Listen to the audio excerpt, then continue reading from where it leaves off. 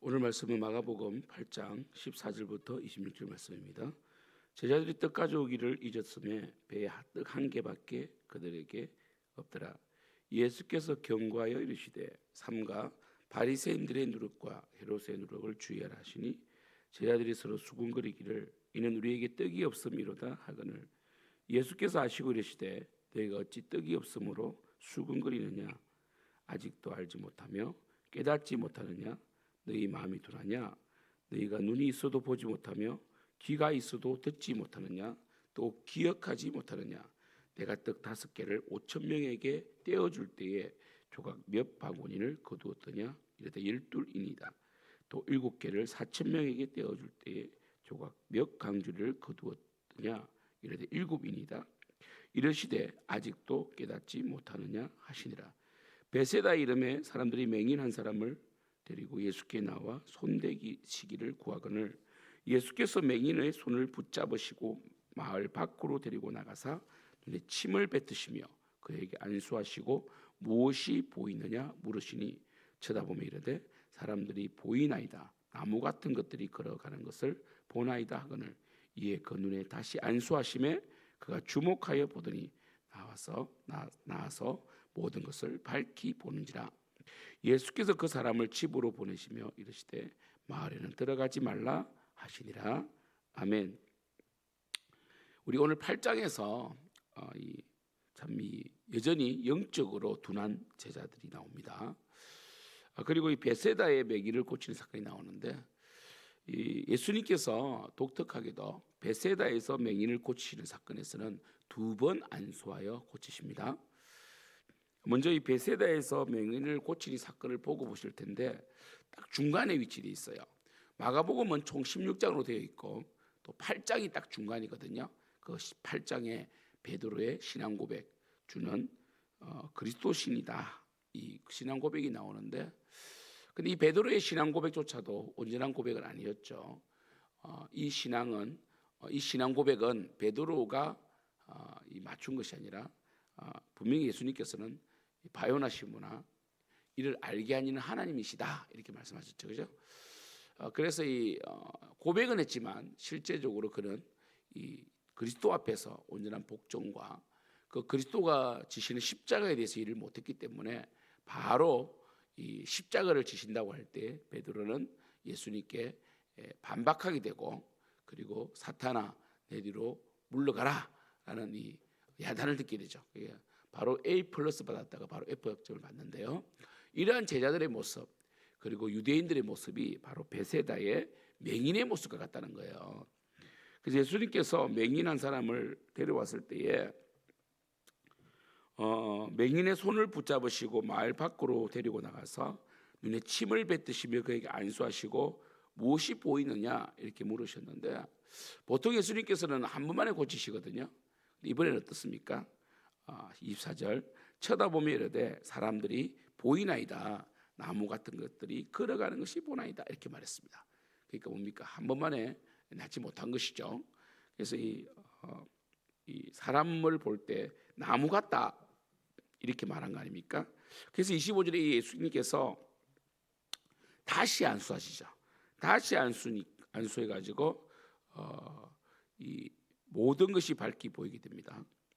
그가 주목하여 보면서 이에 예수님께서 이제 보내게 되는데 이렇게 2번 안수하여 낳은 이 베세다의 맹인이 마치 제자들의 모습과 같다는 거예요. 깨닫기가 더디고 둔하고 예수님과 함께 엄청난 이 오병이어 칠병이어의 사역을 맛보았지만 여전히 예수님이 그리스도이시고 그리고 하나님이신 것을 깨닫지 못하는 제자들이 마치 맹인들 같다. 또 이 사건은 비록 제자들의 지금은 예수님을 이해하지 못하고 영적인 능력이 부족하지만 곧 예수님께서 십자가를 지시고 이제 예수님께서 예루살렘 향하여 올라가시거든요. 그래서 곧 이제 예수님 십자가 지시고 그리고 예수님이 부활하심으로 그리고 성천하시죠. 그다음에 사도행전 2장에 오순절 성령 강림을 통하여 이제 이들은 완전히 영적인 눈이 떠지게 되죠.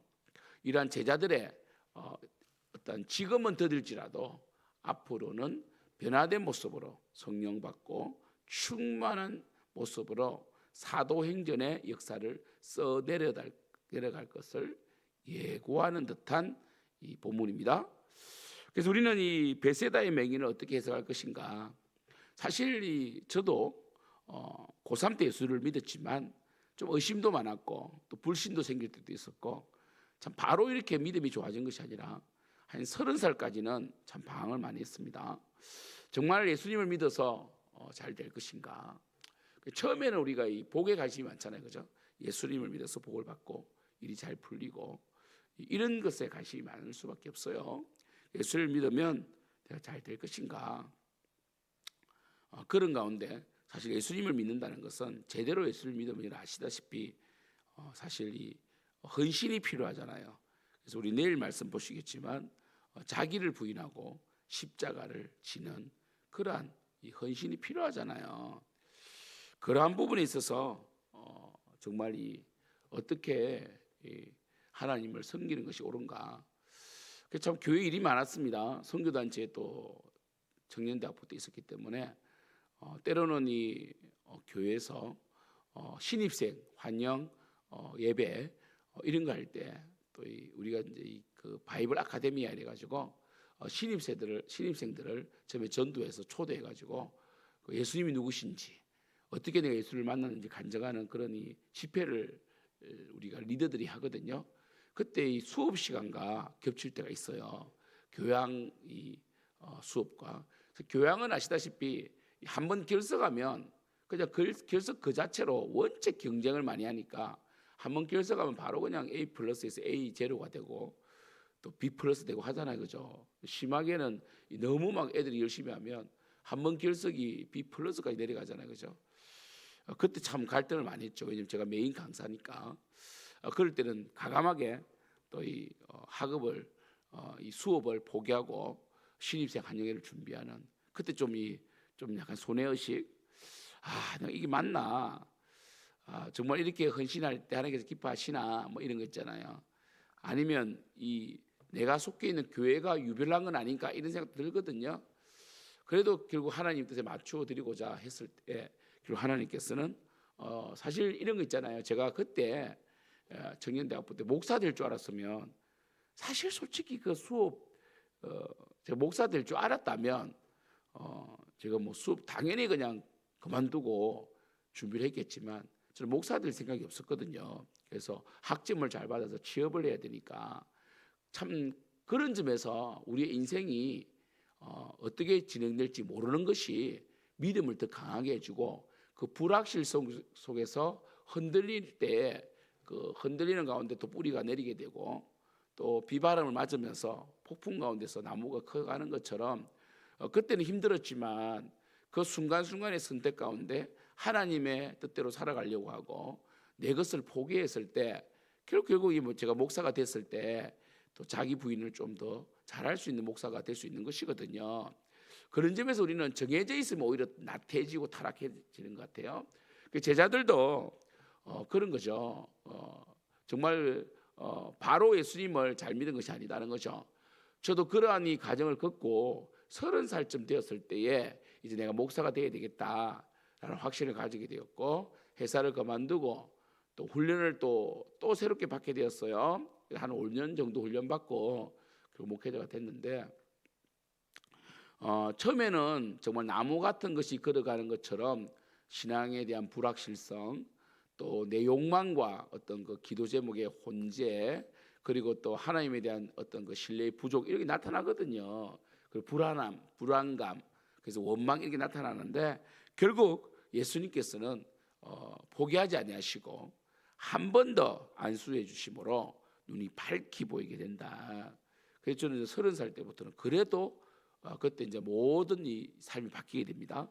제대로 예수님을 이제 알게 되었고 믿게 되었고 신뢰하게 되었고 정말 이 믿음으로 이제 제가 50이 되었는데 이제 제 신앙생활이 이제 30년 차죠. 어찌 보면 그렇죠. 20살에 예수를 믿고 50살이 됐으니까 제대로 정말 하나님을 이제 좀 섬긴다, 정말 흔들리지 않는다 했을 때는 한 10년 동안은 열심히 했으나 이 나무 같은 것들이 걸어가는 것처럼 방황할 때 있었습니다. 그것처럼 우리도 신앙이란 것이 이렇게 뭐 바로 밝히 눈이 떠지는 게 아닙니다. 때로는 방황할 때도 있고 실수할 수도 있지만 중요한 것은 예수님께서 이러한 우리를 버리지 아니하시고 끝까지 사랑으로 안수하셨다는 것이 중요합니다.